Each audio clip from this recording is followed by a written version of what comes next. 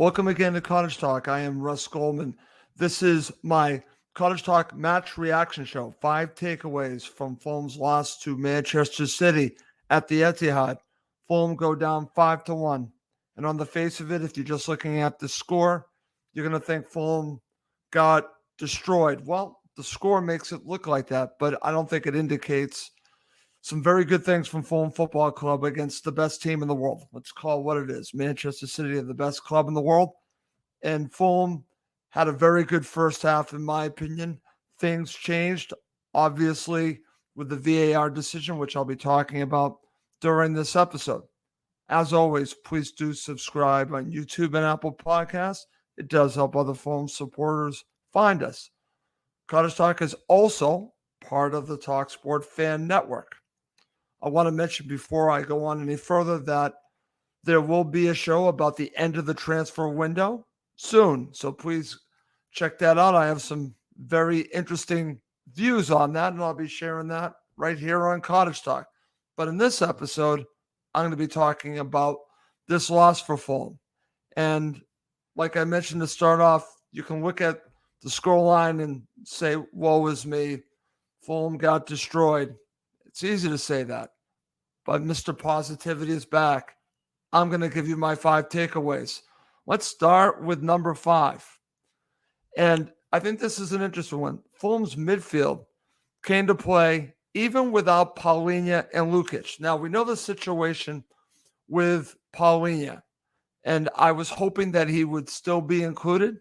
The decision was made not to include him at all, not in the starting 11, not even on the bench. So he was not in there, not going to be part of Fulham's team today.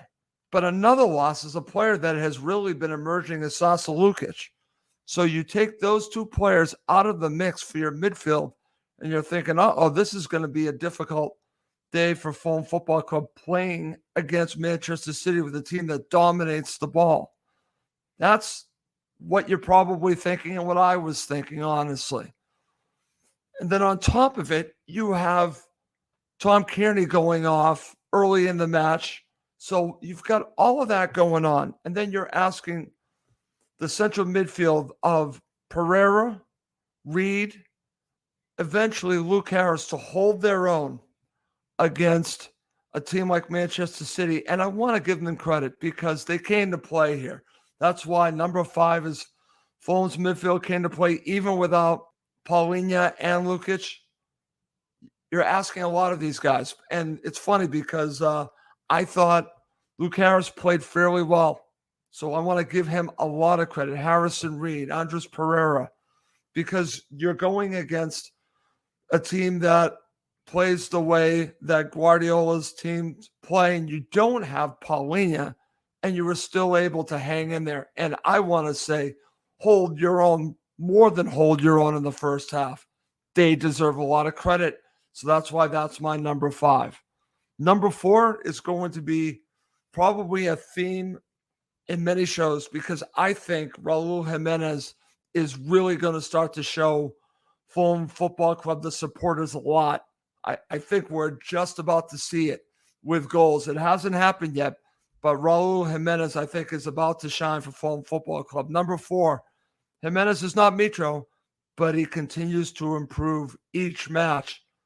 Again, he is leading the line against Manchester City, still having the ability to create opportunities and basically just give you 100% throughout the match that he played. So Raul Jimenez deserves a lot of credit. When he came to Fulham Football Club, I said he was not the replacement for Mitro. There's no way he is the replacement. Well, it's looking like right now, since Fulham did not bring in another striker, that he is the replacement for him. He's just a different type of striker. Give Jimenez a chance. I think you're seeing improvements each and every match. The goals are very close to coming. And I think once he gets one, we might see several. So this might end up being a Williams situation for Fulham Football Club last season, where you're expecting something from the player. And I think Marco's going to get more than any of us bargained for He's not going to be Mitro, but I think he's going to score a decent amount of goals and set up a lot of players with the ability to assist on goals. Jimenez, I think, is going to be a huge factor the rest of the season. I'm excited what he is going to bring. That's why he is involved with my number 4. Number 3, and this is a big one. You have to play perfect against Manchester City. You can't make a mistake. You have to basically do everything right. It's almost like a boxing match when you play against a team like Manchester City. You have to knock them out. When you're facing the champ, you have to knock them out. And if you don't knock them out, things are going to happen. You're dealing with a team that at any point during a match can just turn it on and can create a goal at any point. On top of it, you have probably a ref that I'm not saying favors Manchester City, but I think that there's something to this big six mentality where they get more calls than a team like Fulham do. So you've got all of that going against you. You have to play perfect against the team that I think is the best team in the world. Full credit to them. They are that good. So it was a tall task for Fulham to play against Manchester City perfectly, and they didn't, and they got burnt by that. Took a little bit. They played a very good first half, but eventually the superior Manchester City team comes alive and everything takes off from there. Doesn't take much. You can't make any mistakes against this team. Once you do, you're dead. And unfortunately, that's what happened to Fulham today. But they should not feel bad about their performance because they gave it everything that they had. Scoreline 5-1, fine. But you know what? I think most teams have to play perfect to just even play with Manchester City. It's very difficult. So that's why I wanted to have that as my number 3. Full credit to them. They're that good. Number 2, let's get to it. Let's talk about the decision by VAR. Number 2, the decision by VAR was the turning point of the match. Now, I don't think I'm underplaying this. This is the turning point of the match. So I've watched this several times. I've seen the commentary on this. And I looked at it. How can this goal stand? It goes to VAR. It is pretty obvious that this is interference in my mind. Watching it, how can the goal stand? But it does stand. And you're going to have a lot of pundits that will give you the reasons why. And because I'm just telling you, it's in their best interest to pump up Manchester City. They love the winner. They love the best team in the world. So Fulham are up against it when they have situations like this. They're dealing with that whole thing, that whole big six thing. I don't care what anyone says. It is real. It affects people. And I actually do believe that there's a big six bias. Do I think that played a role in the VAR decision? I don't know if it played a role, but I will also say being the home team does, I think, play a role, because if that is not given as a goal, you might be dealing with some backlash there at the Etihad. So for me, this is the turning point of the match. If Fulham go into the half 1-1, I think things are very different. So for VAR to uphold the goal, I think is just wrong. Change the game. Fulham were definitely going to have a difficult time in the second half, which they did. This is unfortunate. We've seen it more than a few times now recently with Fulham Football Club. Not only are they playing against the opponent, but they're playing against the officials too, which is too bad, especially when they're playing against these big six teams. They're not just playing, in my opinion, against the team. They're playing against the officials too. How crazy is that? And this decision by VAR changed the match. End of story. 2-1 becomes 3-1, becomes 4-1, becomes 5-1. 1-1 at the half. Very different match. Fulham might have a shot to get something out of it. Yes, I'm saying that. That's how pivotal this decision was. How many decisions, I'm asking the question, I don't know the answer, go against Manchester City, go against Arsenal, go against Liverpool, Manchester United.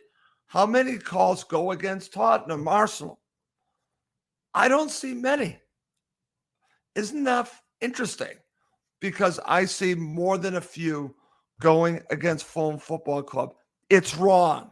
It should be the same standard for Fulham as it is for Manchester City, Manchester United, throughout the league.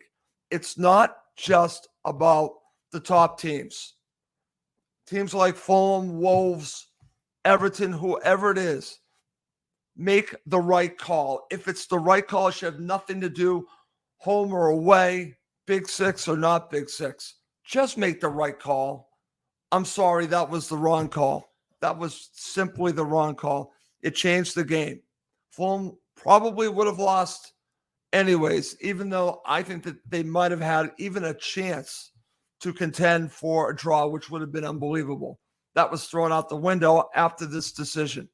I can live with losing 5-1 if this didn't happen better, because I think in a way this completely changed how the rest of the match was going to go. That's how big that decision was. And it hurt Fulham Football Club. And it's unfortunate. In my opinion, they got this one really wrong. Coming up next, I'm going to give you my number one takeaway from this loss for Fulham against Manchester City.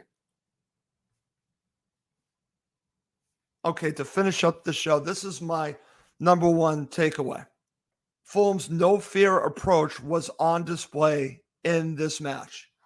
Now, I've talked to so many different supporters of so many different sides that don't really understand how Fulham got 10th last season. They don't get it. They don't really, there's several that don't respect it because of the stats. Oh no, XG says Fulham should be this. Oh no, they shouldn't have been 10th. I'm going to give you the reason why they were 10th. Marco Silva's approach and the players executing his no fear mentality. They played again here. They did not fear Manchester City going into this match. They did not give them too much respect. They played to win the match. They absolutely did. They were aggressive throughout the match. They were making it difficult on Manchester City in the first half. This no fear approach will pay dividends throughout the season. It absolutely will. Again, when they're playing against a top six team, it's very difficult. So you have to look at how they approach it. Are they still approaching it the same way? Fulham absolutely approached it the same way. That's the difference. That's the main reason why they were 10th, because they didn't change who they are. It's in their identity under Marco Silva. Play with no fear. And they did this. And that allows them to basically continue to battle. Best example I can give you. Fulham go down 1-0. I can tell you so many Fulham sides over the years. Heads would drop. That would be the end of it. Not this Fulham side, because they play with no fear. They play with confidence under Marco Silva. They get the goal back within 2 minutes. And I'm telling you, they deserve to go in that half at 1-1. It didn't work out that way. But the number one takeaway is this. If Fulham continue with this approach under Marco Silva, not only will they be fine, but they will still contend for what I want them to contend for. They might not have the talent of these other teams. They don't. I wanted them to upgrade more than they did in the transfer window. But you know what? The approach is still fantastic. The players are executing that approach, and Marco is getting the most out of his players. It might not seem like a top team to many. Fulham are in the Premier League for a reason. They will battle within the top 10. I truly believe they will not be in a relegation battle. Even without Mitro, I truly believe that. And I know what my prediction is. I'm not backing off of my prediction, because one of the reasons why I'm not backing off, one, I own my prediction of 7th. 2, I believe in this manager, and I believe in the approach he has for his players and how they go out and execute his approach. They will never give up. under Marco Silva.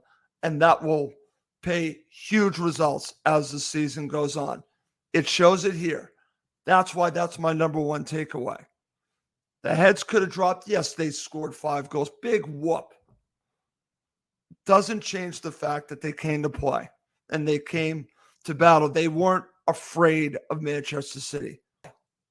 That's my number one takeaway. Okay. That's going to do it for this episode of Cottage Talk. As always, please do subscribe on YouTube and Apple Podcasts. It does help other Fulham supporters find us. That's going to do it for this episode. My name's Russ Goldman. Thank you, as always, for watching and listening to Cottage Talk, part of the talkSPORT Fan Network.